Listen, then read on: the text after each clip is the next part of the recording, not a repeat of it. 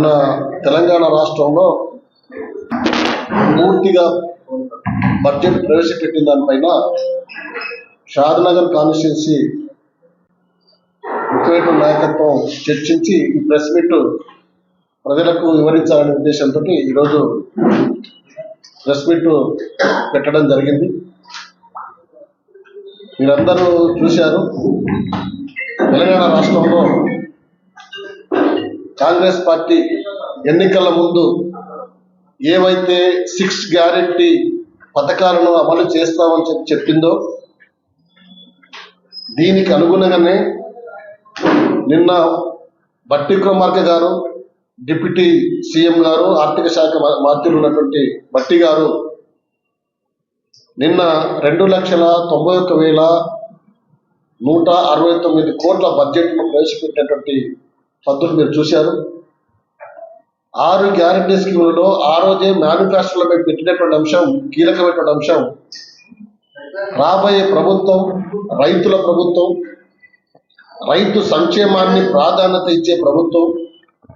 తెలంగాణ రాష్ట్రంలో గత 10 సంవత్సరాల కాలంలో రైతాంగాన్ని అన్యాయం చేసినటువంటి ఈ దశలో మా ప్రభుత్వం అలాంటి వాటికి తావు ఇవ్వకుండా రైతుల సంక్షేమం కోసం, ఇచ్చిన మాటను నిలబెట్టుకోవడం కోసం నిన్న బడ్జెట్లో వ్యవసాయ రంగానికి 72,659 కోట్ల రూపాయలు వ్యవసాయ రంగానికి, కేవలం వ్యవసాయ రంగాన్ని మాత్రం ప్రవేశపెట్టినటువంటి, దేశంలో ఇంత పెద్ద మొత్తంలో ఏ రాష్ట్రంలో కూడా రైతాంగానికి ఇంత పెద్ద మొత్తంలో బడ్జెట్లో కేటాయించినటువంటి పరిస్థితి లేదు. తెలంగాణ రాష్ట్రంలో గతంలో మేము అనేక ప్రెస్ మీట్ మీ ద్వారా చెప్పడం కూడా జరిగింది, విమర్శ చేయడం కూడా జరిగింది టీఆర్ఎస్ ప్రభుత్వానికి. వాళ్ళు చెప్పినటువంటి మాటకు, వాళ్ళు మేనిఫెస్టోలో పెట్టినటువంటి అంశానికి, వాళ్ళు బడ్జెట్లో పెట్టినటువంటి బడ్జెట్ పైన కానీ వాళ్ళు ఆచరణలో చేసినటువంటి దాని పొంతలు లేకుండా పోయినటువంటి పరిస్థితి ఉంది. ఉదాహరణకు ఈ 72,000 కోట్ల రూపాయలకు సంబంధించినటువంటి ఇందులో ఏకకాలంలో రైతాంగాన్ని 2 లక్షల రూపాయలు రుణమాఫీ చేసే విషయంలో 26,000 కోట్ల రూపాయలు బడ్జెట్లో కేటాయించడం జరిగింది. రైతు భరోసా విషయంలో ఈరోజు అవాకు చవాకు మాట్లాడుతున్నటువంటి నాయకులు ఉన్నటువంటి వాళ్ళు బుద్ధి తెచ్చుకోవాలి. రైతు భరోసా విషయంలో వాళ్ళు చేసిన పొరపాటు మళ్ళీ చేయకుండా శాసనసభలో చర్చించి రైతాంగానికి సంబంధించినటువంటి ఏ రైతులైతే వ్యవసాయం మీద ఆధారపడి ఉన్నారో అలాంటి రైతులకే ఈ రైతు భరోసా పోవాలి. కానీ రియల్ ఎస్టేట్ చేస్తున్నటువంటి బడా పారిశ్రామికవేత్తలు ఉన్నటువంటి వాళ్ళు, 100 ఎకరాలు భూములు ఉన్నటువంటి వాళ్ళు, రోడ్డు పైన పట్ట ఉంటే వాళ్ళకి రైతు బంధు వస్తున్నటువంటి స్థితిలో ఏవైతే తెలంగాణ రాష్ట్రంలో దాదాపు 60-70% అలాంటి పెద్ద రైతులు, పేద రైతులు కాదు, పెద్ద రైతులు ఉన్నటువంటి వాళ్ళు. ఉదాహరణకు మల్లారెడ్డి లాంటి వాళ్ళు స్వయంగా ఆయనే చెప్పాడు, నాకు సంవత్సరానికి 2 కోట్లు వస్తుందని చెప్పి. ఇలాంటి జరగకుండా మా కాంగ్రెస్ పార్టీ గౌరవ శ్రీ రేవంత్ రెడ్డి గారి నాయకత్వంలో రైతు భరోసా విషయంలో 15,075 కోట్ల రూపాయలు కేటాయించడం జరిగింది. వ్యవసాయ కూలీలకు మేనిఫెస్టోలో చెప్పాము మేము, భూమి లేకున్నప్పటికీ కూడా వ్యవసాయ కూలీలకు కూడా మా ప్రభుత్వం వాళ్ళకు భరోసా కల్పించే పద్ధతిలో సంవత్సరానికి 1,200 రూపాయలు 12,000 రూపాయలు ఇవ్వాలనే ఉద్దేశంతో జరిగింది. రైతు బీమా, పంట బీమా, పంటలకు బోనస్, విద్యుత్ సబ్సిడీ, నీటిపారుదల శాఖ ప్రతి పద్దుకు ఆ రకంగా చేయడం జరిగింది. అంటే వ్యవసాయ రంగంలో విత్తన ఉత్పత్తి కానీ, యంత్రాల సబ్సిడీ కానీ, ఫసల్ బీమా సౌకర్యం కానీ అలాంటివి మేము మా ప్రభుత్వం ఆ పద్ధతిలో కేటాయించడం అనేది చాలా హర్షించదగ్గ విషయం అనేది మేము చెప్పదలిచాం. దాంతోపాటు ఈరోజు గిరిజన శాఖను ఏర్పాటు చేసి ప్రత్యేక తాండాలుగా ఏర్పాటు చేసిన గొప్పలు చెప్పుకున్నటువంటి టీఆర్ఎస్ పార్టీ నాయకులు తాండాలు కనీస వసతులను కూడా పట్టించుకోకుండా రోడ్డు లేనటువంటి తాండాలు, కరెంటు లేనటువంటి తాండాలు, కనీస సౌకర్యాన్ని నోచుకోలేనటువంటి తాండాలను అట్టే వదిలేస్తే మా ప్రభుత్వం ఈరోజు ఎస్టీలకు 17,56,000 కోట్ల రూపాయలు ఒక ఎస్టీ కార్పొరేషన్ కేటాయించినటువంటి ఘనత కాంగ్రెస్ పార్టీకి ఉందనే విషయాన్ని నేను మనవి చేయదలుచుకున్నాను. అదే రకంగా ఇప్పటిదాకా కార్పొరేషన్ వారిగా చూస్తే ఎస్సీ కార్పొరేషన్ ఒక రూపాయి కూడా లేదు. ఎస్సీ కార్పొరేషన్ నామకవాస్తగా ఏర్పడినటువంటి పరిస్థితిలో ఉంటే మా ప్రభుత్వం ఈరోజు 33,124 కోట్ల రూపాయలు ఎస్సీ కార్పొరేషన్ కు కేటాయించడం అనేది జరిగింది. ఈ విధంగా అట్లాగే మైనార్టీ సోదరులకు కూడా చాలా వెనుకబడినటువంటి పరిస్థితుల్లో మైనార్టీ సోదరులుగా ఉన్నటువంటి వాళ్ళకు ఈరోజు 3,300 కోట్ల రూపాయలు మన మైనార్టీ సంక్షేమానికి ఖర్చు పెట్టడం అనేది జరిగింది. ఆ విధంగా ప్రజా పంపిణీ వ్యవస్థ కానీ, పంచాయతీరాజ్ శాఖ కానీ, RRR సంబంధించినటువంటి విషయంలో కానీ, ట్రాన్స్పోర్ట్ డిస్కౌంట్ సంబంధించినటువంటి రైతులకు ఇచ్చినటువంటి ఫ్రీ కరెంట్ విషయంలో కానీ, విద్యా వైద్య రంగానికి కానీ, అట్లాగే బీసీ సంక్షేమానికి సంబంధించినటువంటి 9,200 కోట్ల రూపాయలు మేము ఈ బడ్జెట్లో కేటాయించడం జరిగింది. గతంలో లేని పద్ధతిలో విద్యాశాఖకే 21,292 కోట్ల రూపాయలు కేటాయించడం జరిగింది. కాబట్టి మీకు పేపర్స్ ఇస్తాం. ఈ విధంగా బడ్జెట్ మేము ఏ 6 గ్యారెంటీలు ప్రజలకు హామీ ఇచ్చామో దానికి అనుగుణంగా అన్ని శాఖలకు సంబంధించినటువంటి అన్ని డిపార్ట్మెంట్లకు సంబంధించినటువంటి వారిగా ఈరోజు బడ్జెట్ ప్రవేశపెట్టడం జరిగింది. ఇది ప్రజల ప్రభుత్వం, ప్రజా పరిపాలన, ప్రజలకు కావలసినటువంటి సౌకర్యాన్ని మెరుగుపరచాలని చెప్పే ఉద్దేశంతో ఈరోజు బడ్జెట్ ఉందనేది మేము భావిస్తా ఉన్నాం. ఇంకో మాట ఇక్కడ చెప్పాలి. గత 10 సంవత్సరాల కాలంలో ఏ ముఖ్యమంత్రి చేయనటువంటి అప్పు చేసినప్పటికీ 6,72,000 కోట్ల రూపాయలు ఈరోజు తెలంగాణ రాష్ట్రం అప్పు ఉంది. ఒక మనిషి సరాసరి మన తలపైన 1,79,000 పైచలకు అప్పు మనం ప్రతి మనిషి ఉన్నటువంటి పరిస్థితిలో ఈ కేసీఆర్ అలాంటి పరిస్థితి తీసుకొచ్చాడు. అయినప్పటికీ కూడా ప్రజా సంక్షేమాన్ని ముందుకు తీసుకెళ్లాలి, తెలంగాణ రాష్ట్రం మిగతా రాష్ట్రాల కంటే ముందుకు వెళ్ళాలనే ఉద్దేశంతో ఇబ్బంది ఉన్నప్పటికీ కూడా వనరులు సమకూర్చుకునే పద్ధతిలో మా మంత్రివర్గం గౌరవ ముఖ్యమంత్రి రేవంత్ రెడ్డి గారు నాయకత్వంలో ఈరోజు బడ్జెట్ పైన చాలా మంది నిపుణులు, ఆర్థికవేత్తలు, ఇతర రాజకీయ నాయకులు కూడా హర్షం వ్యక్తం చేస్తున్నారు. వారు సంపూర్ణమైనటువంటి సహకారాన్ని కాంగ్రెస్ పార్టీకి ఇస్తా ఉన్నారు. కానీ దురదృష్టవశాత్తు కేంద్ర బడ్జెట్ ప్రవేశపెట్టిన సందర్భంగా ఇక్కడనే మేము విమర్శ చేయడం జరిగింది. టిఆర్ఎస్ పార్టీకి సంబంధించింది గత 10 సంవత్సరాల కాలంలో ఏ ఒక్క మాట కూడా మాట్లాడకుండా ప్రత్యేకమైనటువంటి నిధులు తేవడానికి చేతగాక ఆ రోజు ఏం మాట్లాడేటటువంటి కేసీఆర్ గారు తెలంగాణ రాష్ట్ర బడ్జెట్ పైన మొన్నటి దాకా ఇప్పుడు దాకా 8 నెలలు అవుతున్నటువంటి శాసనసభకు ఒక్కనాడు కూడా ముఖం చూపినటువంటి కేసీఆర్ మీడియా పాయింట్కి వచ్చేసి ఇంత మంచి బడ్జెట్ ప్రవేశపెడితే గొర్రెలకు బడ్జెట్ ఏడా, మేకలకు ఎక్కడ ఉన్నాయి, పందులకు ఎక్కడ ఉన్నాయి, చేపల బడ్జెట్ ఎక్కడ? సిగ్గుండాలి ప్రభుత్వానికి. చదువుకునేటువంటి దానికి అవకాశం లేకుండా, నిరుద్యోగులకు అవకాశం ఇవ్వక, రైతులు పటపటమని చనిపోతున్నటువంటి రైతాంగాన్ని ఆదుకోలేక పేరు గొప్పకి చెప్పుకొని 10 సంవత్సరాల కాలం గడిపినటువంటి ఈ ప్రభుత్వానికి ప్రజలు కర్రుతో వాత పెడితే ముసలి కన్నీరు గారుస్తూ ఈ తప్పుడు తడక ఉంది, ఈ బడ్జెట్ ప్రజలకు నిరాశపరిచిందని చెప్పేసి ఆ అబద్ధానికి 10 అబద్ధాలు మాట్లాడే పద్ధతిలో ఈరోజు కేసీఆర్ బయటకు వచ్చి మాట్లాడే పరిస్థితి ఉంది. మేము కాంగ్రెస్ పార్టీగా ఈరోజు అడుగుతున్నాం, మా ముఖ్యమంత్రి గారు నిండు సభలో అయ్యా ప్రతిపక్ష నాయకునిగా నీవు, సభాపతిగా సభానాయకునిగా నేను ఈ బీజేపీ తెలంగాణ పట్ల చూపించినటువంటి బడ్జెట్ లో నిరసన కార్యక్రమం తెలియజేయడానికి జంతర్ మంతర్ రెడీగా ఇద్దరం పోదామని చెప్పి ప్రతిపాదన పెడితే పారిపోయినటువంటి కేసీఆర్ ఈరోజు కాంగ్రెస్ పార్టీ మీద దుష్ప్రచారం చేయడానికి, కాంగ్రెస్ పార్టీని ప్రజల్లో ఏదో గందరగోళం సృష్టించడానికి మళ్ళీ ప్రయత్నం చేసినటువంటి పరిస్థితి కనిపిస్తా ఉంది. కాబట్టి మేము చెప్పదలిచాం ప్రజలకు, ఇది కేసీఆర్ ప్రభుత్వం లాగా కాదు. కాంగ్రెస్ పార్టీ మొదటి నుంచే ప్రజా సంక్షేమాన్ని ప్రజల అవసరాలకు తీర్చే పద్ధతిలో ఈరోజు కంకణం కట్టుకొని పనిచేస్తున్నటువంటి పార్టీ కాంగ్రెస్ పార్టీ, రేవంత్ రెడ్డి గారి ప్రభుత్వం. కాబట్టి ఈ బడ్జెట్ ను ప్రజలు అర్థం చేసుకోవాలి. రాబోయే కాలంలో అన్ని రంగాల వారికి అభివృద్ధి పరిచే పద్ధతిలో ఈ బడ్జెట్ ఉంది. ఈ బడ్జెట్ విమర్శ చేయడానికి బీజేపీకి నోరు రావడం లేదు. బీజేపీకి మొన్న పట్టుమని 8 మందిని ఎంపీలను గెలిపిస్తే వాళ్ళకు కేంద్ర బడ్జెట్ లో తెలంగాణకు ₹1 రాకున్నటువంటి పరిస్థితి ఉన్నది. మళ్ళీ బీజేపీ నాయకులు అవాక్ చవాక్ మాట్లాడుతున్నారు. కాబట్టి ఈ సందర్భంగా బీజేపీ బీఆర్ఎస్ వేరు కాదు.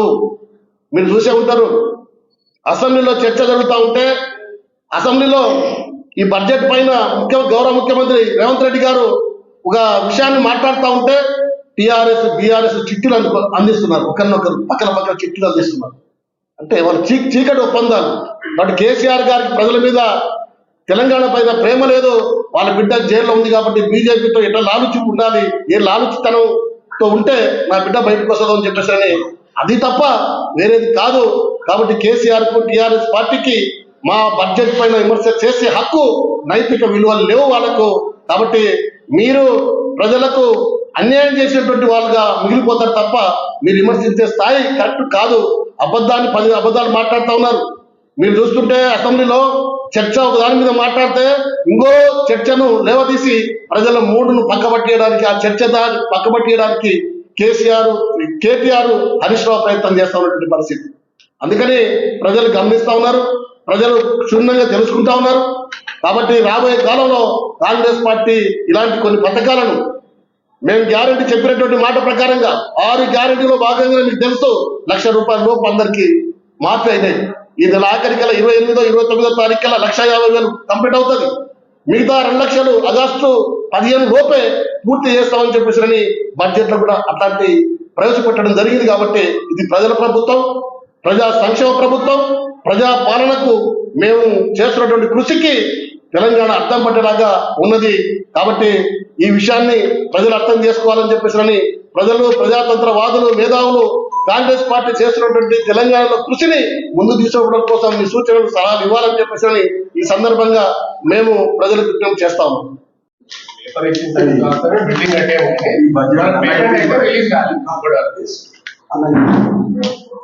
అంటే మొన్న విషయంలో కొత్తూరు నుంచి కూడా ఒక విమర్శ వచ్చింది. అంటే మేము చెప్పదలుచుకున్నది ఏంటంటే, మీ ప్రభుత్వం శాంక్షన్ చేసింది తప్ప చిల్లిగా ₹1 ఇవ్వలేదు. దానికి సాక్ష్యం ఇక్కడ ఉన్నటువంటి కాంట్రాక్టర్ సాక్ష్యం. రోడ్డు విషయంలో మీ ప్రభుత్వం శాంక్షన్ చేసి ఉంటే మళ్ళీ ఎందుకని మీరు రోడ్ వేయలేకపోయినరు? ఇక్కడ ఆ వైజంక్షన్ నుంచి దర్గా దూరం వరకు వేసినామని చెప్పేసి మొన్న విమర్శ చేశారు. మరి ఎందుకు వేయలేకపోయినారు? ఎవరు అడ్డుపడ్డారు మీకు? ఎవరు చెప్పడానికైనా కొద్దిగా ఉండాలి కదా. ఇంకో మాట కూడా మొన్న ఇంకో మీ సమక్షంలోనే మళ్ళీ ఆంధ్ర పాలకుల పెత్తనం. మన మ్యాటర్ చూస్తే, నేను ఏం ఆంధ్ర పాలకుల నాయన చూస్తే, మూసీని ప్రక్షాళన చేయాలని చెప్పేసి రేవంత్ రెడ్డి గారు కంకణం కట్టుకుని మూసీ నది పైన అనేక పర్యాలుగా ఉన్నటువంటి స్టడీ చేస్తున్నటువంటి దశలో మూసీ నది డెవలప్ చేయడం అనేది ఆంధ్రాకి ఏ సంబంధం నాకు అర్థం కాదు. ఏ సంబంధం అర్థం కాలేదు. మీరు చూసిరు ఆంధ్ర పెత్తందారులకి ఎవరు ఊడిగం చేసినో మీరు చూసిరు. పోతిరెడ్డి పాడు విషయంలో కానీ అది ఆ సబ్జెక్ట్ వేరు, అది మీ దృష్టిలో చెప్తున్నా. అంటే టీఆర్ఎస్ నాయకుడు ఏది పడితే అది కాంగ్రెస్ పార్టీ నాయకత్వం పైన, కాంగ్రెస్ పార్టీ పైన బురద చల్లడానికి ప్రయత్నం చేస్తాం. సబ్జెక్ట్ వేరే ఉంటుంది, మాట్లాడే నోరు వేరే ఉంటుంది. అందుకని ఏదన్నా మాట్లాడితే స్పష్టంగా మాట్లాడండి. విమర్శ చేస్తే స్పష్టంగా విమర్శ చేయండి. మీకు చేతగాక ఏది పడితే అది మాట్లాడడం కరెక్ట్ కాదు. ఏది పడితే అది మేము చెప్తున్నాం 6 గ్యారెంటీలకు సంబంధించినటువంటి ఈ బడ్జెట్ లో ఏ విషయమైనా మాట్లాడాలి, రెడీ. అట్లా మాట్లాడండి స్పెసిఫిక్ గా. మీరు 6 గ్యారెంటీలు అమలు చేయలేదు కదా. ఏం అమలు చేయలేదు? 2 లక్షల రుణమాఫీ అన్నాం, చేసినాం. మహిళలకు ₹10 లేదు కదా. మొన్నటి దాకా ఏమన్నారు, ఒక మహిళకు ఇది ఫ్రీ బస్ ఇస్తే సరిపోతుందా, అంత మాత్రాన పరిష్కారం అయిపోతుంది అన్నారు. ఇప్పుడు మళ్ళీ ఏమంటున్నారు, మహిళలకు ప్రత్యేకంగా కేటాయించలేదు కదా అని అంటున్నారు. ఇక్కడ మహిళా గ్రూపులకు సంబంధించినటువంటి అనేక సంక్షేమ పథకాల మీద వాళ్ళు ప్రతి గ్రూపు ₹10 లక్షల రుణం లేని వడ్డీ లేని రుణం ఇస్తామని చెప్పేసి మా ప్రభుత్వం ప్రకటన చేసింది. అందుకని నేను మీడియా మిత్రులతో వాళ్ళ చెప్పదలుచుకున్నది, మీరు అవాక్ చవాకు కాదు, సూట్ ఏమైనా ఉంటే, మీకు నిజంగా సబ్జెక్ట్ మీద మీకు గ్రిప్ ఉంటే మీరు మాట్లాడండి. ఏ వేదిక దగ్గర రండి, ఇప్పుడు మేము వస్తాం. లేకపోతే మేము చెప్పిన దాన్ని మీరు సమాధానం సూట్గా చెప్పండి. అవాక్ చవాకు మాటలకు తావు లేకుండా మాట్లాడండి. రాజకీయ కోణంతో మాట్లాడండి, రాజకీయ విధానంతో మాట్లాడండి, వ్యక్తిగత అహంభావంతో మాట్లాడండి. అది మేము చెప్పే మాట. ముఖ్య ఉద్దేశం ఏంటంటే, మన షాద్ నగర్ ప్రాంతానికి, ముఖ్యంగా జానంపేటలో ఉన్నటువంటి ఏదైతే 50 పడకల ఆసుపత్రి ఏదైతే ఉందో దాన్ని అప్గ్రేడేషన్ చేసే భాగంగా లింగారెడ్డిగూడ గ్రామ పంచాయతీ అలిసాబ్గఢ్ శివారులో దాదాపు 4-5 ఎకరాల్లో దాన్ని అప్గ్రేడ్ చేయడానికి అక్కడ ప్రభుత్వం స్థలం కేటాయించి అక్కడ 50 పడకల హాస్పిటల్ అభివృద్ధి చేస్తూ ఉంది. అందరికీ తెలిసిన విషయం. అయితే దాన్ని అప్పుడు ఉన్నటువంటి ప్రభుత్వం, అయితే మనకు తెలంగాణ వచ్చినప్పుడు మనకు ఏదైతే ఉమ్మడి ఆంధ్రప్రదేశ్ లో భాగంగా మనం విడిపోయినప్పుడు మన తెలంగాణ ప్రాంతానికి బడ్జెట్ లో దాదాపు మనకు సోనియా గాంధీ గారి నేతృత్వంలో ఆ రోజు మనకు తెలంగాణ ఇచ్చినప్పుడు 17,000 కోట్ల మిగులు బడ్జెట్ తోటి మనకు తెలంగాణ రాష్ట్రాన్ని ఇవ్వడం జరిగింది. అయితే ఇప్పుడు దాని పరిస్థితి ఏమైందంటే ఈ రోజు చాలా మంది చాలా పెద్ద మాటలు మాట్లాడుతున్నారు. మీరు ఇచ్చినటువంటి 6 గ్యారంటీ స్కీములు అమలు చేస్తలేరు అది అని మాట్లాడుతున్నారు.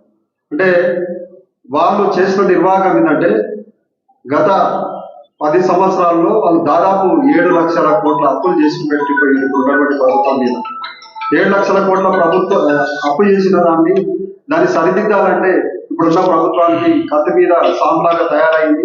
ఒక్కొక్కటి అంటే ఆర్థిక క్రమశిక్షణతోటి ఇప్పుడున్నటువంటి సీఎం రేవంత్ రెడ్డి గారి నేతృత్వంలో ఉన్నటువంటి ప్రజాప్రభుత్వం కత్తి మీద సాంలాగా ఉన్నప్పటికీ కూడా ఒక్కొక్క ఏదైతే ఉందో ప్రజలకు ఇచ్చినటువంటి వాగ్దానాలు ఏవైతే ఉన్నాయో ఒక్కొక్కటి నెరవేర్చుకున్నటువంటి సందర్భంలో దాన్ని అమలు చేస్తా ఉన్నారు.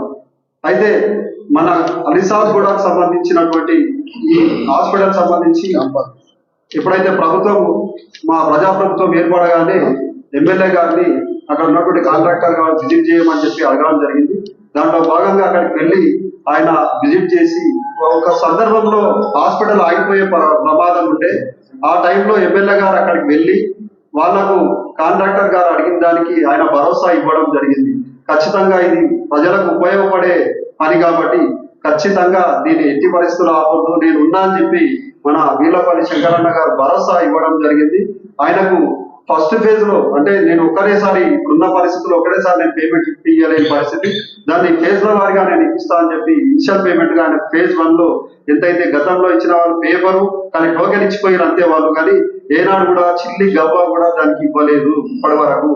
ఏదైతే ఆ కరుణాకర్ రెడ్డి గారు కాంట్రాక్టర్ గారు ఎమ్మెల్యే గారిని కలిసిన తర్వాత దానికి సంబంధించి ఏదైతే ఇనిషియల్ పేమెంట్ ఫస్ట్ ఫేజ్ సంబంధించినటువంటి పేమెంట్ ఉందో ఆయనకు శాంక్షన్ చేపించడం జరిగింది. కాబట్టి దాన్ని 60% 70% పూర్తయిన పనులను ఖచ్చితంగా పూర్తి చేసి అతి త్వరలో ప్రజలకు అందిస్తాం ఖచ్చితంగా.